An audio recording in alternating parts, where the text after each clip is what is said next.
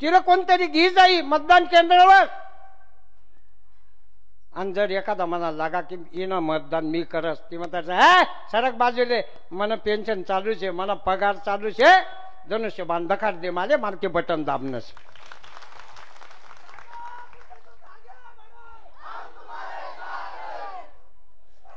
मंडळी एवढाच एक निर्धार करना शे, आमले आकू पुल्ली एक सभा शे, मी जास्त वेळ घेत नाही. धन्यवाद. जय हिंद, जय महाराष्ट्र.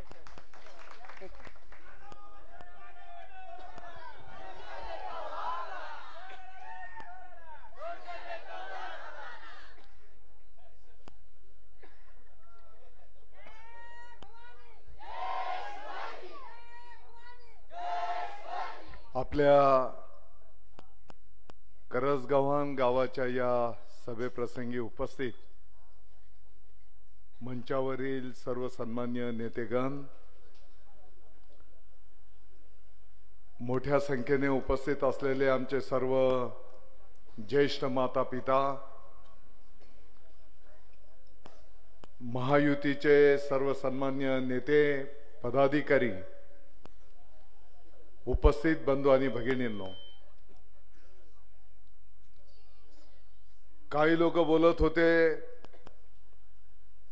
करसगव्हाण फुटी गए.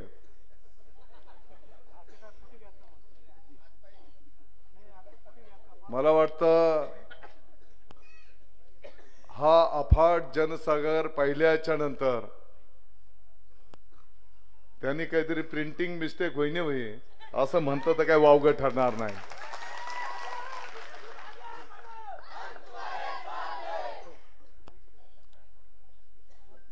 तुम्हाला काही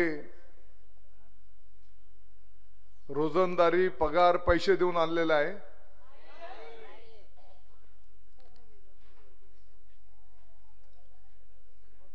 काही बिर्याणी मटन काही खावाडीचं नाणेल छे?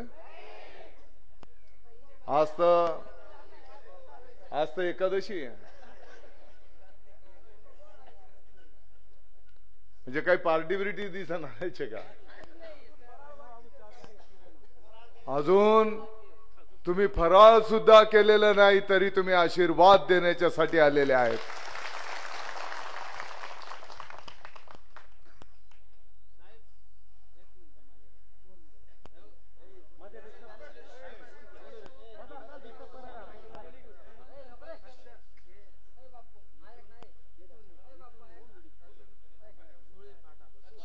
बर, डोळे पाठवायला बी जाऊ चला. आणि म्हणून या निवडणुकीला सामोरं जात असताना पाठीमागच्या काळामध्ये आपण काय काय कामं केली, भविष्यामध्ये आपल्याला काय कामं करायची आहेत.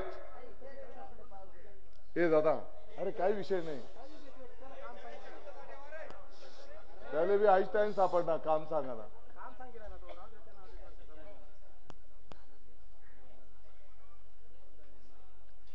आणि म्हणून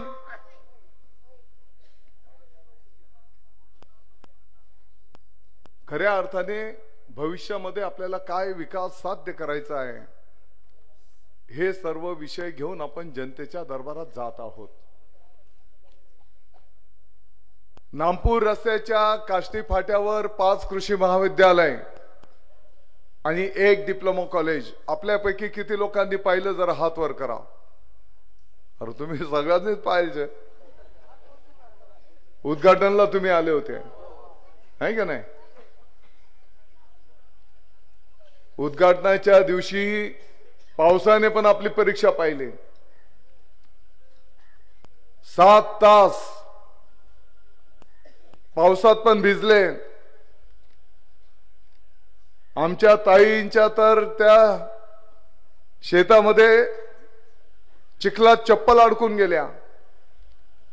दुसरा दिवस ट्रॉलीभर चपला निघण्यात. परंतु त्या जात असताना त्यांच्या चेहऱ्यावर आनंद आणि आशीर्वाद देऊन ते जात होत्या. शेती महामंडळाच्या 650 एकर जमिनीवर महात्मा फुले राऊरी कृषी विद्यापीठ अंतर्गत छत्रपती शिवाजी महाराज कृषी विज्ञान संकुल तुम्हाला आम्हाला सर्वांना अभिमान वाटेल।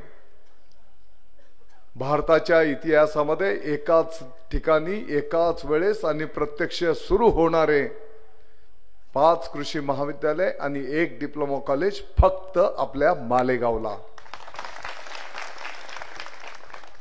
आपल्या मालेगावचं काय नशीब असेल, हे भाग्य आपल्याला लाभलेलं आहे। मालेगावच्या विद्यार्थ्यांना ज्यांना कृषीचं शिक्षण घ्यायचं आहे त्याला आता बाहेर जावं लागणार नाही, त्यांना मालेगावलाच शिक्षण मिळेल। त्यांना फी लागणार नाही, कारण ते सरकारी कॉलेजेस आहेत। हजारोच्या संख्येने महाराष्ट्राचे विद्यार्थी मालेगावला शिकायला येतील। शेकडोच्या संख्येने स्टाफ असणार आहे। मालेगावच्या शेतकऱ्यांच्या पासून तर महाराष्ट्राच्या शेतकऱ्यांची प्रगती झाली पाहिजे म्हणून नवीन नवीन वाणांचं संशोधन, बियाणं, रोप, जीवाणू खते, शेतकऱ्यांना मार्गदर्शन आपल्या या कृषी पंढरीच्या माध्यमातून संपन्न होणार आहे।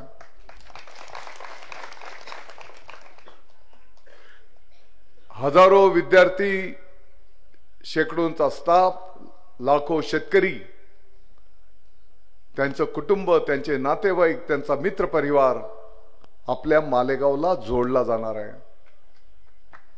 मी तुम्हाला आज सांगतो, येणाऱ्या 4 ते 5 वर्षाच्या आत या मालेगावच्या विकासाचा इतिहास जो लिहिला जाईल त्याच्यामध्ये प्रमुख भूमिका या 5 कृषी महाविद्यालयांच्या कृषी पंढरीची आपल्याला दिसून येणार आहे।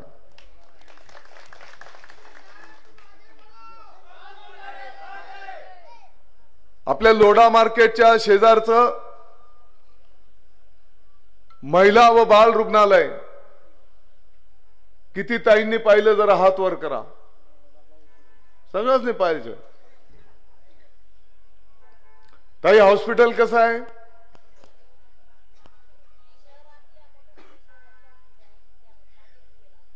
मोठ्या शहरांमध्ये सुद्धा असं हॉस्पिटल नसेल, खाजगी सुद्धा नसेल असं हॉस्पिटल माझ्या माय बहिणींच्या सेवेमध्ये आपल्या मालेगावमध्ये रुजू झालेला आहे। आधी तिथे 40 खाटांचं हॉस्पिटल होतं, जागा पुरायची नाही, कधी कधी एक्स्ट्रा कॉट पण पुरत नव्हते आणि म्हणून 100 खाटांचं हॉस्पिटल मंजूर करून आता आपल्या मालेगावच्या माय बहिणींच्या सेवेमध्ये दाखल झालेला आहे।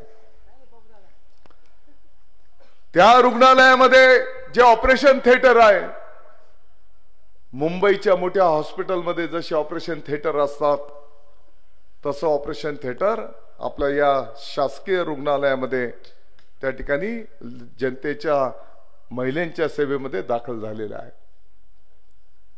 महिलांच्या संदर्भातला कुठलाही आजार असेल त्यांच्यावर ट्रीटमेंट केली जातील, उपचार केले जातील, तपासणी केली जाईल, गोळ्या औषधं दिले जातील, ऑपरेशनची गरज असेल ऑपरेशन करून ते पेशंट, ते ताई बरी करून त्यांना घरी सोडलं जाईल। एक महिला खाजगी दवाखान्यात जर डिलिव्हरी करायची असलं तर किती पैसे खर्च येतो? 50-50 हजार रुपये येतो। आपल्या या महिला रुग्णालयामध्ये कोणालाही 1 रुपया लागणार नाही। जे महिला पेशंट तिथे ऍडमिट होणार आहेत डिलिव्हरीच्या साठी त्यांच्या जेवणाची, भोजनाची सुद्धा व्यवस्था सरकारची जबाबदारी आहे। आपल्याला माहिती आहे, जर बाळ कमी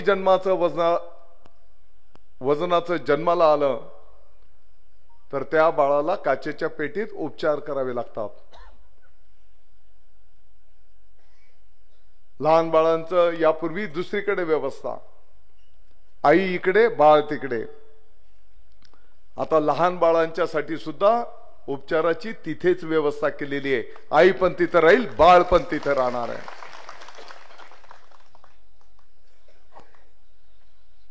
जेव्हा ते डिलिव्हरीला आलेली ताई, त्यांना डिस्चार्ज दिला जाईल, तर ते बाळ, ती ताई, त्याचं कुटुंब, त्यांना घरापर्यंत सुखरूप सोडणं ही सुद्धा सरकारची जबाबदारी आहे. त्यांना घरापर्यंत सरकार सुखरूप सोडेल. आणि मला आपल्याला सगळ्यांना सांगायला अभिमान वाटतो, जर एखाद्या आमच्या आईला, आमच्या एखाद्या बहिणीला जर तिथे रक्ताची गरज पडली, तर ते रक्त मोफत उपलब्ध करून देण्याची जबाबदारी आपल्या शिवसेनेने स्वीकारलेली आहे. 1 रुपयामध्ये पीक विमा देणारं संपूर्ण भारतातलं महाराष्ट्र हे आपलं एकमेव राज्य आहे. मागच्या वर्षाला शेतकरी बांधवांचं नुकसान झालंय. आपण सर्वांनी त्याचा पाठपुरावा केला. किती शेतकरी बांधवांना पीक विमा नुकसान भरपाई मिळाली? जरा हात वर करा. बरोबर. नाशिक जिल्ह्याला 850 कोटी, मालेगाव तालुक्याला 164 कोटी रुपये. 7.5 हाऊस पावर पर्यंतच्या वीज पंपांना किती बिल लागतं? 0 बिल लागतं.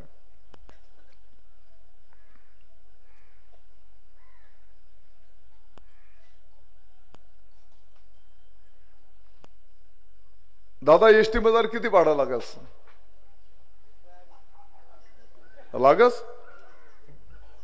मोफत एसटी आहे का नाही? ताई, नातूसले भेटाले नाशिकले जा, पंढरपूरले विठ्ठलाच्या दर्शनाला जा, त्र्यंबकेश्वर जा. ताई, तुम्हाला अर्ध भाडं लागतंय.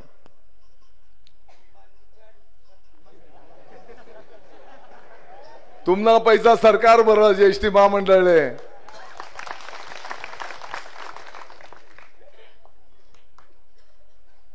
आपल्याला आठवत असेल, परभणीच्या एका विद्यार्थिनीला उच्च शिक्षण घ्यायचं होतं, इंजिनिअरिंगला ऍडमिशन घ्यायची होती. तेव्हाचा नियम होता, सरकार अर्धी फी भरायचं आणि अर्धी फी पालकांना भरावी लागायची. त्या विद्यार्थिनीला शिकायचं होतं, परंतु पालकांची आर्थिक परिस्थिती नव्हती. त्या विद्यार्थिनीने खूप विचार केला, मला तर शिकायचं आहे, परंतु पालकांची परिस्थिती नाही. आई वडिलांना त्रास नको म्हणून तिने फास घेऊन आत्महत्या केली. ही बातमी जेव्हा मुख्यमंत्री महोदय एकनाथजी शिंदे साहेबांना समजली, त्याच दिवशी रात्री मुख्यमंत्री महोदय यांनी माननीय चंद्रकांत दादा पाटील साहेब, उच्च शिक्षण मंत्री महोदयांशी संपर्क केला, संवाद साधला. आणि त्याच दिवशी आपल्या महायुतीच्या सरकारने निर्णय केला, आता महाराष्ट्राची एकही कन्या, त्याच्या पालकांची आर्थिक परिस्थिती जरी नसेल आणि तिला जर शिकायचं आहे, त्या सर्व विद्यार्थिनींची फी आता सरकार भरत आहे.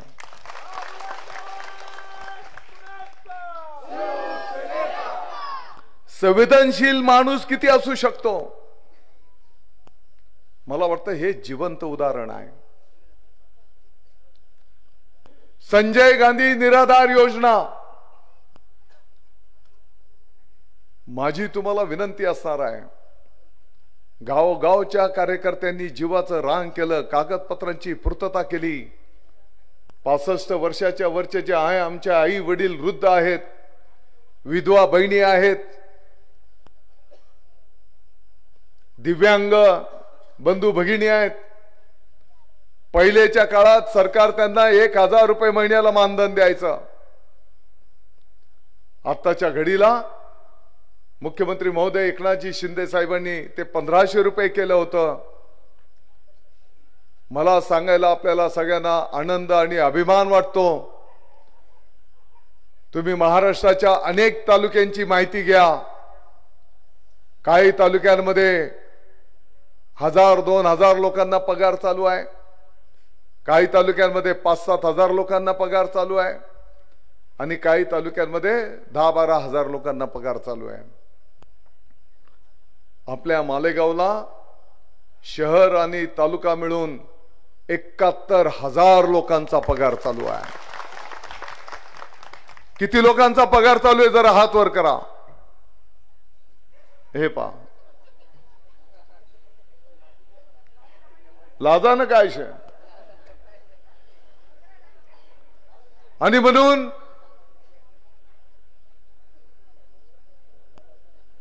एक पुण्याचं काम आपली समिती असेल, गावोगावचे कार्यकर्ते असतील, तालुका पातळीवरचे पदाधिकारी असतील, माझी तुम्हाला विनंती आहे यांच्यासाठी टाळ्या वाजून यांचं अभिनंदन करा.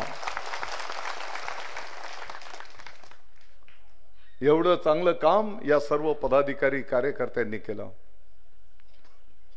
कामगारांची योजना,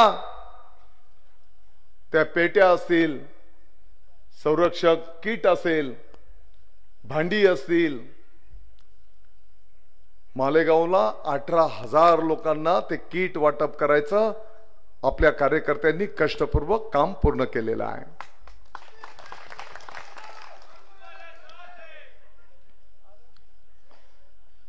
मुख्यमंत्री माझी लाडकी बहीण योजना, किती बहिणींना सन्मान निधी मिळाला जरा हात वर करा. आणि ज्यांना पगार मिळतोय ते पण हात वर करा, म्हणजे सगळ्यांच्या हात वर झाले. आता जर काही 2-4 ताई राहिल्या असतील त्यांनी काळजी करू नका. आचारसंहिता संपली की त्यांचा सुद्धा सन्मान निधी त्यांच्या खात्यावर देण्याचं काम सरकारच्या वतीने केलं जाईल. मालेगाव शहर आणि तालुका 2,25,000 बहिणींचा सन्मान निधी त्यांच्या खात्यावर वर्ग केलेला आहे. राज्याचा जर विचार केला तर 2,50,00,000 बहिणींच्या खात्यावर त्यांचा सन्मान निधी वर्ग केलेला आहे. किती पैसे मिळाले? किती पैसे मिळाले? उभं राहा. किती पैसे मिळाले? 7,500. मुख्यमंत्री महोदयांनी 7,500 रुपये कोणाला दिले? मुख्यमंत्र्यांनी पैसे दिले लाडक्या बहिणीला. आणि हिशोब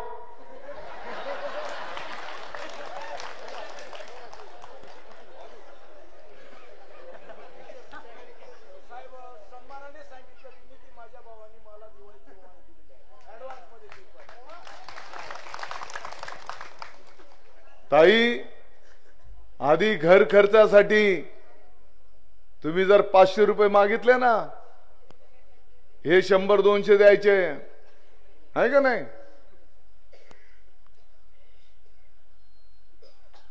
आणि विरोधी पक्ष तर कोर्टात गेला. टीव्हीच्या बातम्या पाहिल्या का नाही तुम्ही? कोर्टात गेले. ही योजना बंद झाली पाहिजे, याला स्टे द्या. मी माननीय उच्च न्यायालयाचा आभार व्यक्त करतो की त्यांनी स्टे तर दिलाच नाही, परंतु चांगल्या योजनेचं अभिनंदन सुद्धा त्यांनी केलेलं आहे.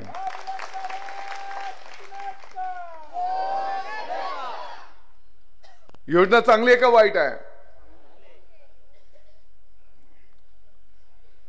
काही भ्रष्टाचार आहे त्याच्यात? मंत्रालयातनं पैसे निघतात आणि डायरेक्ट खात्यावर जातात. ताई, पहिले तुम्ही 500 मागितलं ते 100-200 द्यायचे. आता यांनी तुमचा मोबाईल त्यांच्याकडे घेऊन ठेवलाय. पैसे पडले का, SMS आला का, आहे का नाही?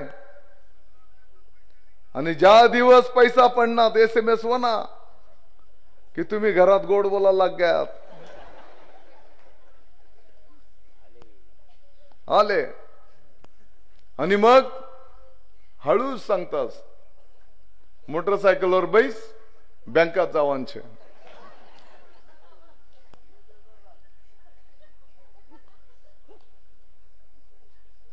पहिले तुम्हाला 500 रुपये मागावे लागायचे, आता यांना तुमच्याकडे पेट्रोलला 500 रुपये मागावे लागतात.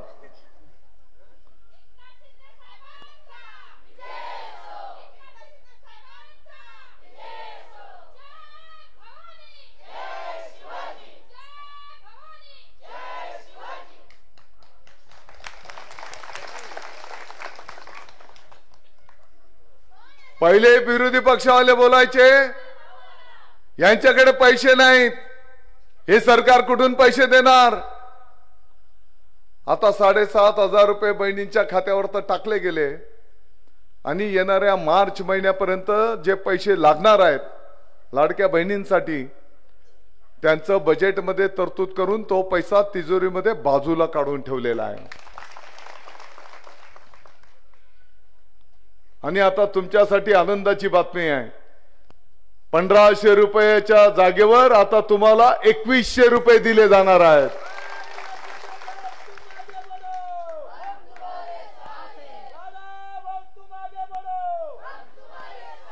जो पगार ज्येष्ठांना मिळतो, आमच्या विधवा ताईंना मिळतो, दिव्यांगांना मिळतो 1500 रुपये, तो पगार आता आपल्या सरकारने ठरवले आहे तो 2100 रुपये दिला जाणार आहे. आदरणीय पंतप्रधान नरेंद्र मोदी साहेबांनी घोषणा केली, PM किसान वर्षाला 6000 रुपये शेतकऱ्यांच्या खात्यावर, नमो शेतकरी राज्याचे 6000 रुपये शेतकऱ्यांच्या खात्यावर, एकूण 12000. पंतप्रधान मोदयांनी धुळ्याला घोषणा केली, आता 12000च्या जागेवर 15000 रुपये शेतकऱ्यांना दिले जातील. मुख्यमंत्री महोदय एकनाथजी शिंदे साहेब, उपमुख्यमंत्री महोदय देवेंद्रजी फडणवीस साहेब, अजितदादा पवार साहेबांनी घोषणा केली, उद्याचं सरकार तर हे महायुतीचं 100% सरकार येणार आहे. आपलं सरकार आलं की महाराष्ट्राच्या सर्व शेतकऱ्यांचं कर्ज माफ केलं जाईल. ही क्रांतिकारी घोषणा आपल्या महायुतीच्या नेत्यांनी केलेली आहे.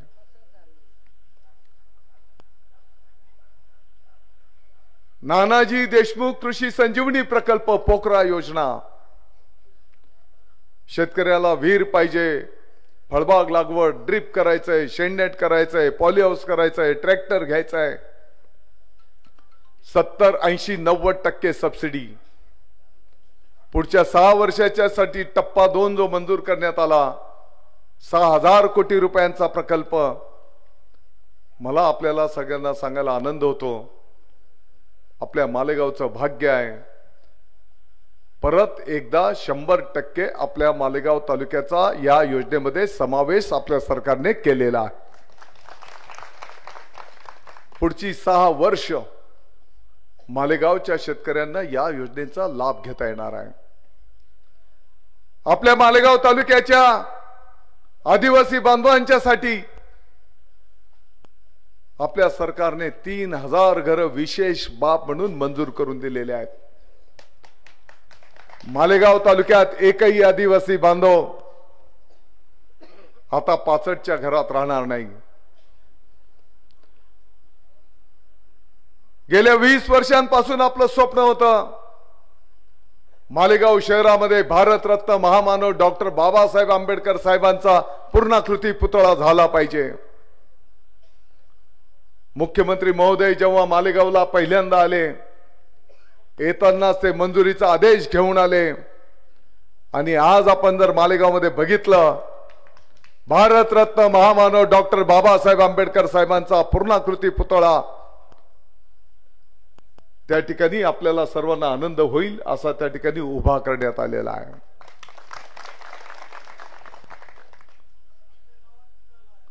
किती कामं सांगू शकतो, खूप मोठी यादी आहे.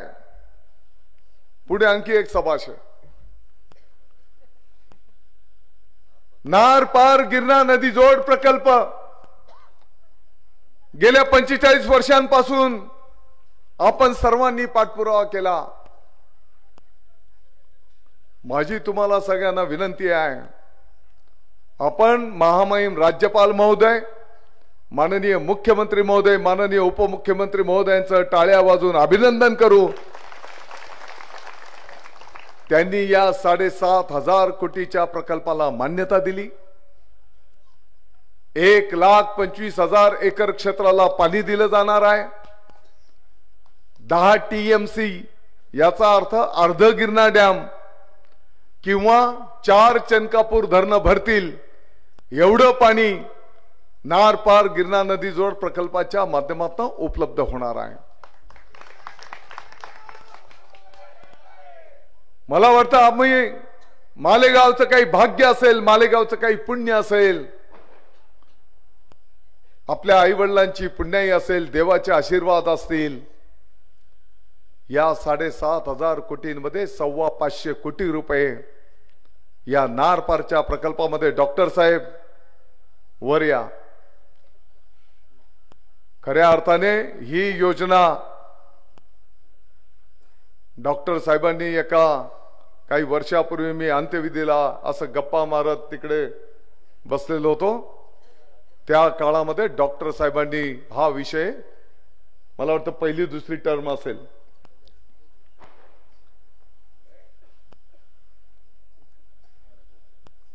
काय होणार आहे या प्रकल्पाच्या माध्यमातून. सुरगाणा तालुक्यामध्ये 9 धरणं बांधली जातील. 3 टप्प्यामध्ये पाणी लिफ्ट करून बोगद्याद्वारे गिरणा नदीच्या उगमावर सोडलं जाईल.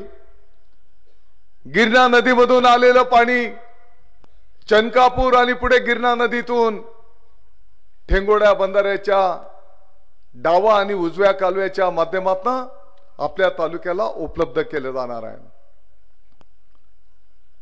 ज्या कालव्याची क्षमता आता 171 क्युसेक आहे, त्या कालव्याची क्षमता 350 क्युसेकने वाढवली जाणार आहे.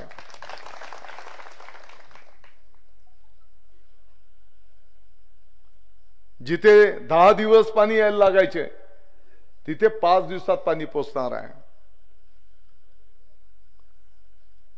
आपल्याला माहिती आहे, इंग्रजांच्या काळापासून चनकापूरच्या धरणाचा ठेंगोड्या बंधाऱ्यापासून जो कॅनॉल निघालेला आहे, रावळगावच्या जवळून जातो.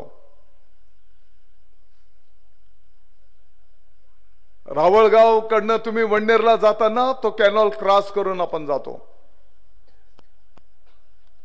तिथे एक तलाव बांधला जाईल.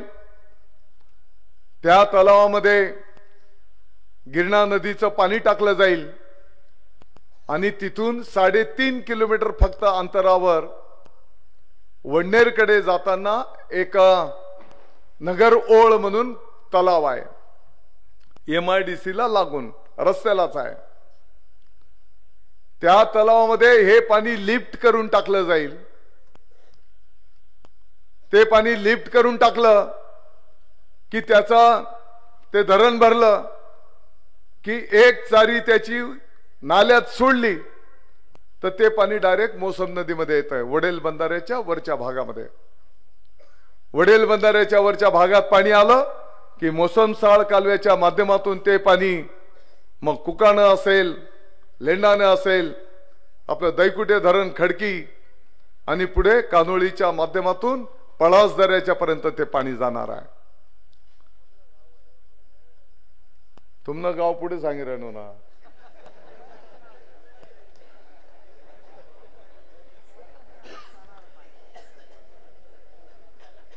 अजंगच्या तलावातून ते पाणी लिफ्ट करून वडनेर खाकुर्डीच्या वरच्या भागामध्ये असलेल्या माननीय पुष्पाताई हिरेसाहेब जेव्हा मंत्री होत्या त्या काळामध्ये त्यांनी 9 गाव गारेगाव पाणी पुरवठा योजना केलेली आहे.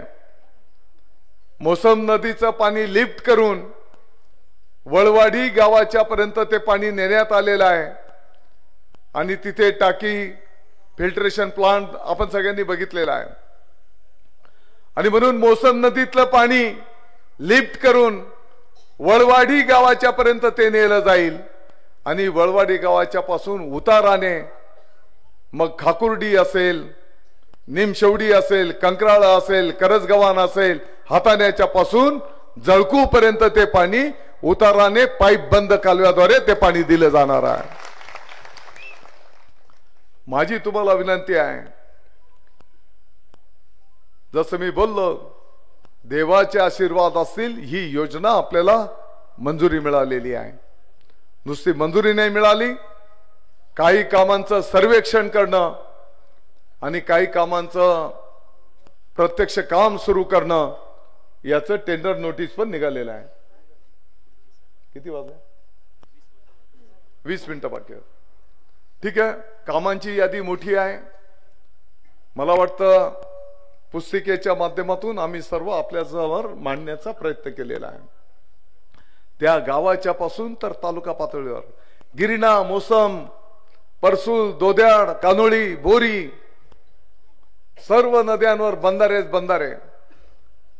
फॉरेस्ट मध्ये सुद्धा मोठ्या प्रमाणात आपण वनतळे बांधलेले आहेत की जेणेकरून आजूबाजूच्या शेतकऱ्यांना त्याचा फायदा झाला पाहिजे. आता एवढं चांगलं चाललेलं असताना काही लोक खालच्या पातळीवरून प्रचार करतायत. काही लोक दादा भुसेचा बाप काढतायत. माझ्या वडिलांच्या विषयी वाईट बोलतायत. हे मी काही सहानुभूती करता बोलत नाही. माझ्या वडिलांचं 80-82 वय, मागच्या काही वर्षांपूर्वी त्यांचं दुःखद निधन झालेलं. माझ्या वडिलांनी भारताच्या स्वातंत्र्यासाठी इंग्रजांची गोळी स्वतःच्या अंगावर झेलली. ते स्वातंत्र्य सैनिक होते. माझ्या वडिलांच्या विषयी वाईट बोललं जात आहे. त्यांचा उल्लेख अतिशय खालच्या पातळीवरनं काही लोक करतायत. मी सांगितलं काही हरकत नाही, मी सहन करेल. पण त्यांना मी सांगू इच्छितो, तू माझा बाप काढला, माझे वडील काढले, काही हरकत नाही. पण तू जर खरा तुझ्या बापाच्या पोटचा असशील तर आमच्या एखाद्या कार्यकर्त्याचा बाप काढून दाखव, तुला घराच्या बाहेर सुद्धा फिरू देणार नाही.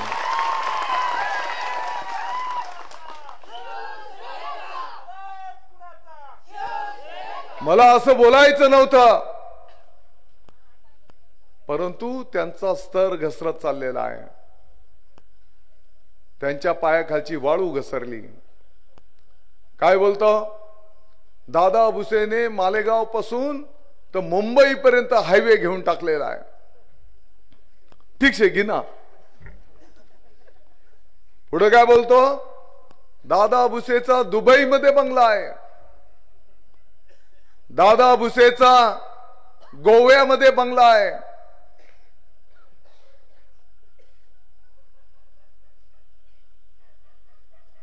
आपण सर्वजण एकमेकांना ओळखतो. आता किती वाजले? 9:45 झाले.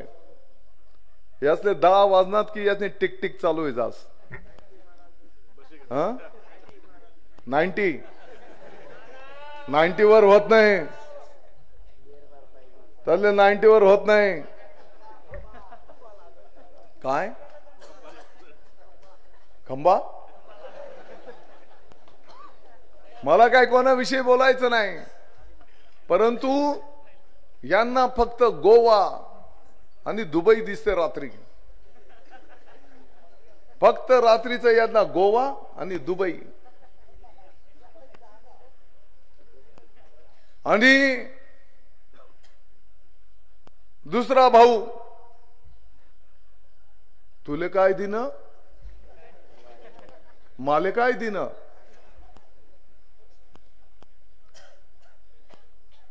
बन्सी, तू 10 वर्षापूर्वी तुला ताप आला होता, मग मी तुले पावाले म्हणतो, तुले पावाले म्हणू तर पार्लेजीना पुडा घे म्हणतो. हाव पाय फोटो. आता हा काही प्रचाराचा मुद्दा होऊ शकतो.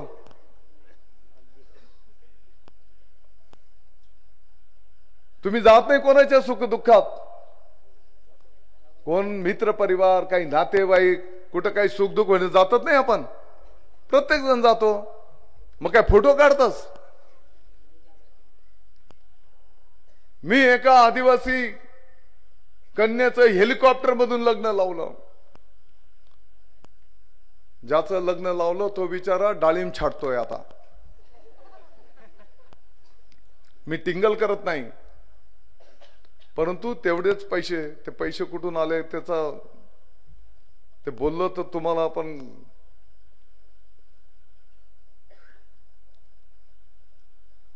तुम्हाला आठवत असेल मागच्या 10-15 वर्षामध्ये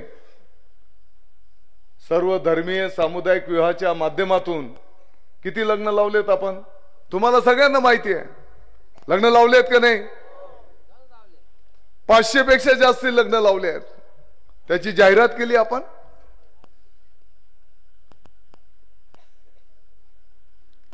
आणि मग अशा पद्धतीने प्रचार केला जातोय. आरेकारीची भाषा, खालच्या पातळीवरनं भाषा,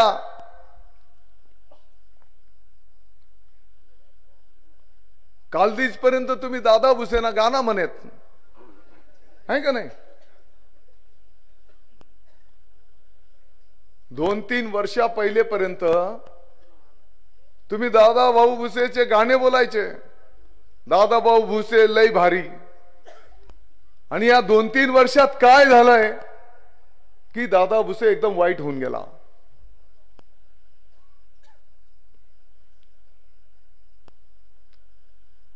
या दोघांची नुरा कुस्ती चालू आहे. WWF माहिती आहे ना?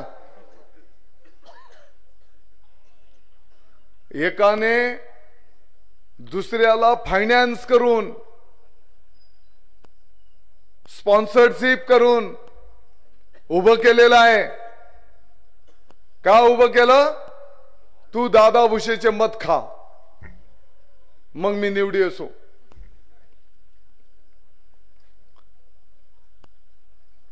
दुसरा काय म्हण राय ना,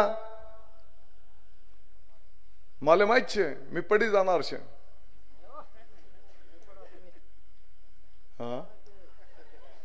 अरे दुसरा त्या दोन्हीच मधला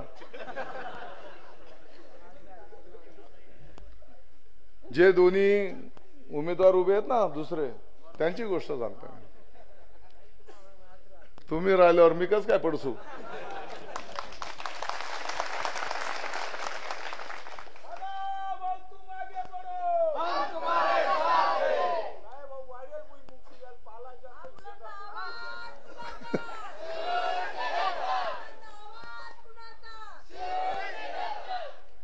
आणि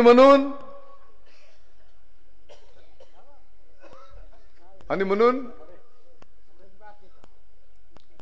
मी तुम्हाला विनंती करायला आलेलो आहे. दुसरा काय बोलतो मला माहिती आहे, मी पडून जाईल, पण मी पडी गऊ तरी मी नफा मजार राहणार छे. तर तुम्ही मला एक गोष्ट सांगा, तुम्ही असं होऊ देणार आहेत? दादा भुसेला भेटायला कोणाची चिठ्ठी लागते? काही मजार कुत्रा मांजरा राहतस, कोण दलाल राहतस मजार. किती वाजता आपलं कामकाज चालू होत आहे? सकाळी 8 वाजेपासून चालू होत आहे, रात्री 10-11 वाजेपर्यंत. जेवढं शक्य आहे आपण समोरच्याचा प्रश्न सोडवण्याचा प्रयत्न करतो. आणि म्हणून मी आपल्याला विनंती करतो आहे, आपलं मत वाया घालवू नका.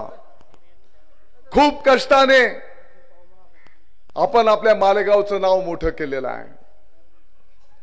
महाशिवपुराण कथेला किती लोक आले होते मालेगावला? सगळे आले होते. कसा झाला कार्यक्रम? एक नंबर. कुठून कुठून भाविक यायचे. आपल्या मालेगावने एवढी सेवा केली. ते महाराज आजही देशात कुठे कथा करतात तर आपल्या मालेगावचं नाव काढतात.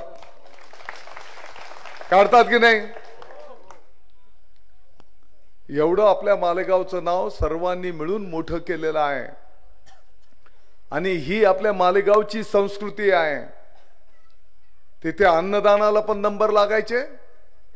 तिथल्या लोकांना शेवटी 3 दिवस सांगावं लागलं की आता आम्हाला काय नको. तिथे राहिलेलं अन्नधान्य नाशिकच्या शिवपुराण कथेला दिलं गेलं. तिथे ज्यांनी भाविकांनी जेवण केलेलं आहे त्यांचे ताट धुण्याच्यासाठी माझ्या माय बहिणींची लाईन लागायची की आम्हाला सेवा करायची आहे. ही आपल्या मालेगावची संस्कृती आहे. काही लोकांना हे सहन होत नाही. त्यांना मालेगावमध्ये अशांतता निर्माण करायची आहे. त्यांना गुंडगिरी आणायची आहे. त्यांना 2 नंबरी धंदे चालू करायचे आहेत. आणि दादा भुसे हे होऊ देत नाही म्हणून त्यांचा जळफळाट होतो आहे.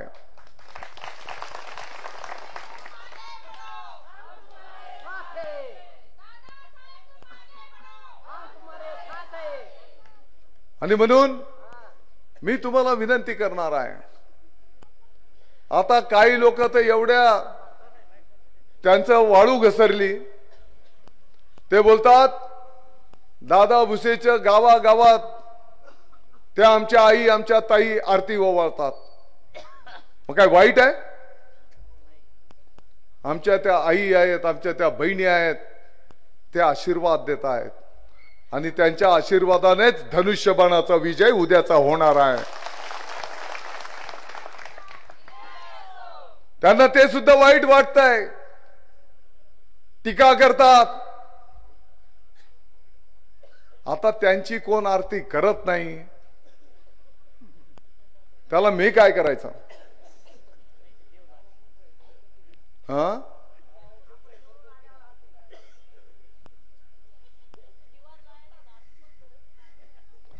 आणि म्हणून मी तुम्हाला कळकळीची विनंती करतो.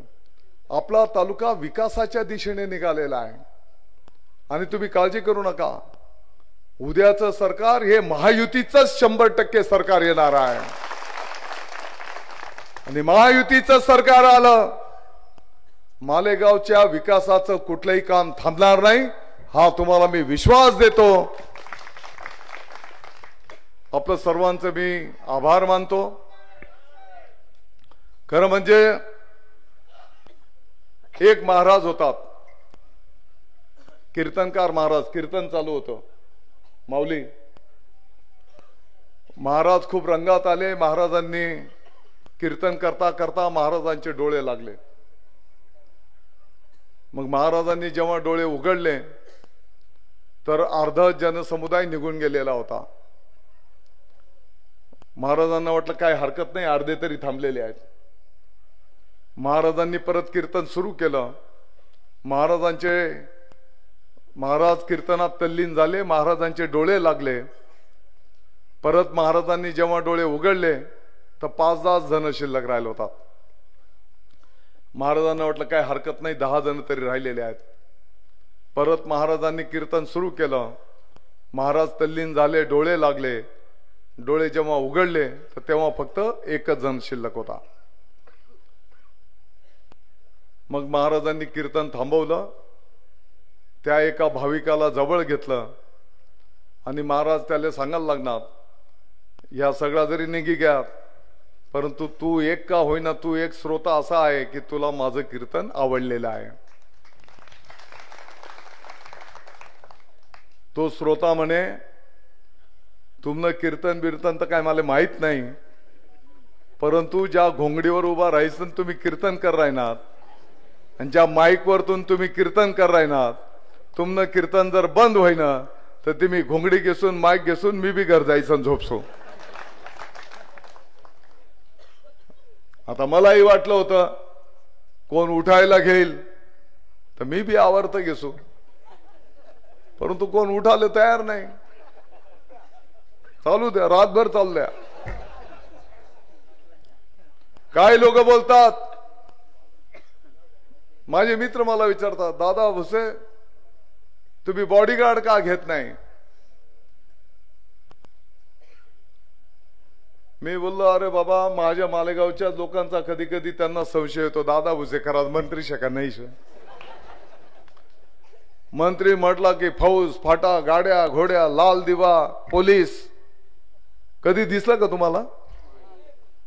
20 वर्षात कधी दिसना? मी दादा भुसेला सांगितलेलं आहे, ज्या दिवस मंत्रीपद डोक्यात गए त्या दिवस तुझं दुकान बंद होई जाईल. कधी बॉडीगार्ड ठेवला नाही, कधी जॅकेट घातलं नाही. कारण का सामान्य माणूस थेट आपल्यापर्यंत येऊ शकला पाहिजे, तो बोलू शकला पाहिजे. आपल्या ऑफिसमध्ये त्याची जात पात धर्म, तो कोणत्या गावाचा आहे, तो कोणत्या पक्षाचा आहे, कधी विचारला आपण?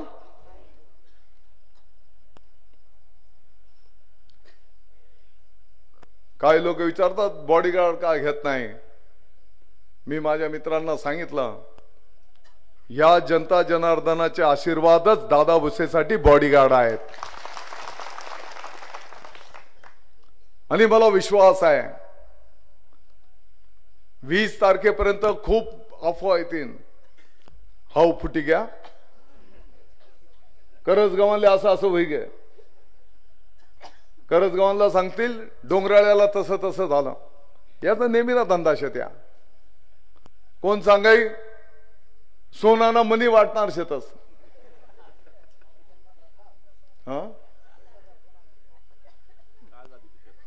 काल झाले का? म्हणजे लोकांमध्ये संभ्रम निर्माण करायचा. अरे लोकांना जर पैशाने विकत घेता आलं असतं तर यांच्या आशीर्वादाने दादा भुसे 4 वेळेस आमदार झाला असता का? यासनं डोकं तिरपत चालस. चांगली बुद्धी नाही तर बोलताय ना गोव्याला बंगला आणि कामुकण ढमुक. ते तर मी कोरा स्टॅम्पवर सह्या करतेस, ते घी टाकतो.